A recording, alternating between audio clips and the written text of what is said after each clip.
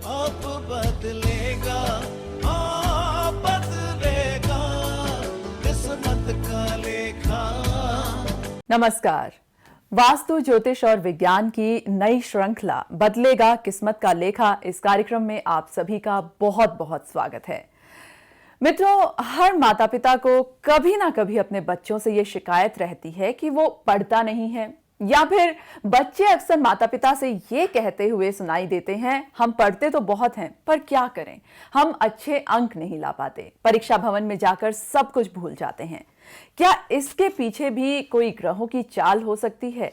आज इसी पर चर्चा करने के लिए और साथ ही साथ ज्योतिष का सही ज्ञान आपके घरों तक पहुंचाने के लिए हमारे साथ स्टूडियो में वो शख्स हैं जिन्होंने जिम्मेदारी ली है सभी का मार्गदर्शन करने की, जिन्होंने बेड़ा उठाया है सभी के घरों तक खुशियां पहुंचाने का। मैं यहां पर बात कर रही हूं जाने माने ज्योतिषविद कुणाल कुमार जी की।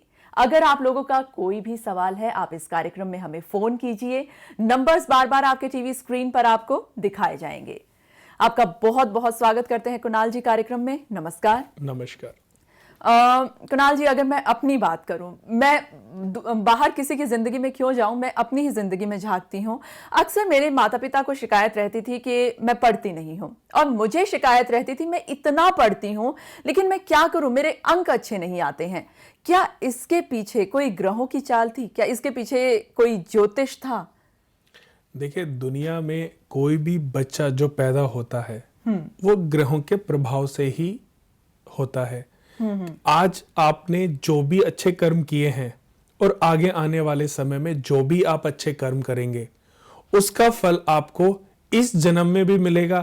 और अगर आपने 60, 70, 80 इयर्स की एज में आपने बहुत अच्छे कर्म किए तो वो अगले जन्म में भी उसका फल मिलेगा। लेकिन अगर कोई गलतियां आपने इस जन्म में करी हैं और इस जन्म में आप उनका फल नहीं भोग पाए तो उसको अगले जन्म में भी भोगना पड़ेगा। अब यहां पर आपने बात करी थी पढ़ाई की, और आपने उसको अपने से भी रिलेट किया कि आपकी माताजी हमेशा चाहती थी कि आप पढ़ो और ज्यादा पढ़ो, लेकिन बहुत ज्यादा पढ़ने के बाद भी आपके अच्छे नंबर कभी नहीं आ पाए। सबसे पहले तो देखना चाहिए कि हमारी कुंडली में लगन क्या है। कुंडली में चौथा घर उच्च शिक्षा प्रदान करता है और पांचवा घर अच्छी बुद्धि प्रदान करता है। पांचवें घर से बुद्धि देखी जाती है कि बच्चे का ज्ञान कैसा होगा, इसकी बुद्धि कैसी होगी, ये अपने जीवन में कितना पढ़ाई कर पाएगा। उच्च शिक्षा के योग चतुर्थ भाव से देखे जाते हैं।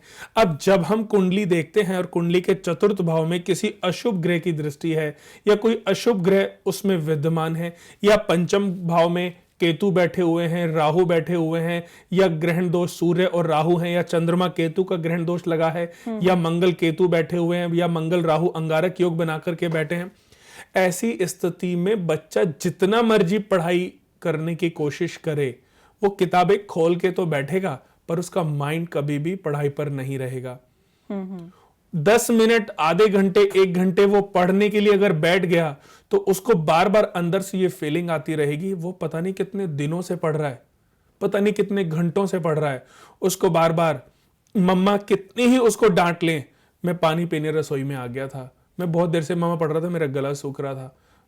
कभी ऐसे बच्चों का जो मन है वो हमेशा डाइवर्ट रहता है, मतलब एकाग्रता नहीं रहती, मन में रहती है। बिल्कुल जैसे कि आप पढ़ाई करने तो बैठ गए लेकिन माइंड आपका आपके फ्रेंड के पास है, वो इस समय क्या कर रही होगी, मेरे यार दोस्त तो नीचे खेल रहे होंगे, वो क्या कर रहे होंगे।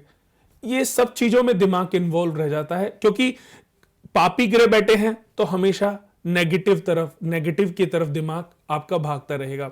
सबसे पहले हमें कुंडली के चतुर्थ भाव और पंचम भाव से यह ज्ञात कर लेना चाहिए कि हमारी विद्या और बुद्धि के भाव में कौन से अशुभ ग्रह बैठे हैं जिनकी दृष्टि हमारे जीवन पर खराब प्रभाव डाल रही है। दर्शकों, अगर कोई भी बच्चा आपका अभी छोटा है और कोई भी बच्चा आपका ठीक से पढ़ नहीं पा रहा है तो अच्छे विद्वान आचार्य को सबसे पहले उसकी जन्म कुंडली दिखाएं, देखें कि कहीं केतु तो चौथे घर में नहीं बैठे हैं, कहीं पंचम भाव में राहु और सूर्य का ग्रहण दोष तो नहीं लगा। ऐसी स्थिति होने पर सबसे पहले उसका समाधान करें। उसका समाधान करेंगे तो मुझे लगता है कि आप अपने बच्चे के जीवन में जो परेशानियां हैं उनको उससे दूर कर देंगे। और जब बच्चे के जीवन की परेशानियां दूर हो जाएंगी तो आपका बच्चा अच्छा कंसंट्रेट भी करने लगेगा और अच्छी पढ़ाई भी करने लगेगा। अब बदलेगा